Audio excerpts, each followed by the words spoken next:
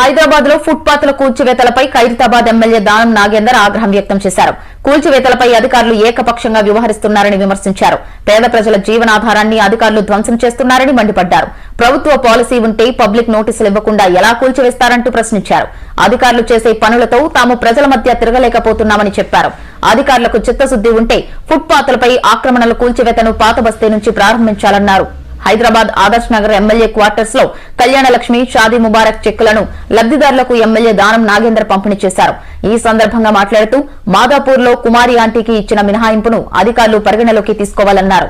చింతల్ బస్తీలో traffic police GHMC సంయుక్తంగా rope కింద రోడ్డు ఆక్రమించి చేపట్టిన 100కు పైగా నిర్మాణాలను బుధవారం కూల్చివేశారు. ఇళ్లు కోల్పోయిన వారంతా రోజువారీగా పొట్టపోసుకునే చిరు వ్యాపారులే. దీంతో అక్కడికి వచ్చిన దానం నాగేందర్ ఒకంత ఆవేశానికి గురయ్యారు. స్థానిక ఎమ్మెల్యే నోటీసులో లేకుండా కూల్చివేతలు ఎలా చేపడతారు? ఆపకపోతే ఇక్కడే బైఠాయిస్తా, ఎమ్మెల్యే పదవి పోయినా సరే జేసీబీకి అడ్డంగా కూర్చుంటానని హెచ్చరించారు.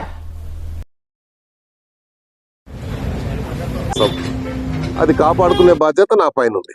ఇప్పుడు మొన్న అధికారులు మాత్రము ఎక్కడైతే నిజంగా కంజెస్టెడ్ రోడ్స్ ఉంటాయో అక్కడ చేయమని ప్రభుత్వ పరంగా కానీ పైనుంచి ఆదేశాలు వస్తే అలా చేయాలి.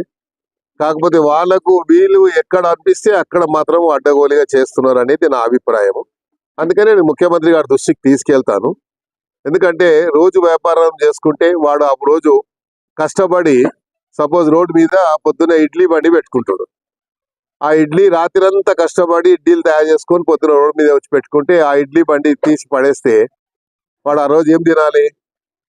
ఒక ఇన్సిడెంట్ జరిగింది. ముఖ్యమంత్రి గారు మొట్టమొదటిగా సీఎం అయినప్పుడు మాదాపూర్ లో ఏదో క్యాంటీన్ ఉండే లేడీది, ఏం పేరు, కుమారి ఆంటీది కూడా ఇట్లాగే చేస్తే ముఖ్యమంత్రి గారు ఏం చెప్పారు?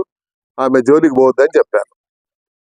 సో అలాగే ఇక్కడ కూడా ఎవరి దగ్గరికి జోలికి పోవద్దని మేము చెప్తున్నాం. ఎందుకంటే వాళ్ళు రోజు వ్యాపారం చేసుకునే వాళ్ళు. ఒకవేళ అలా పాలసీ కింద తీసుకుంటే సిటీ మొత్తంలో అయితే మీరు ముందు ఓల్డ్ సిటీ నుంచి మొదలు పెట్టండి.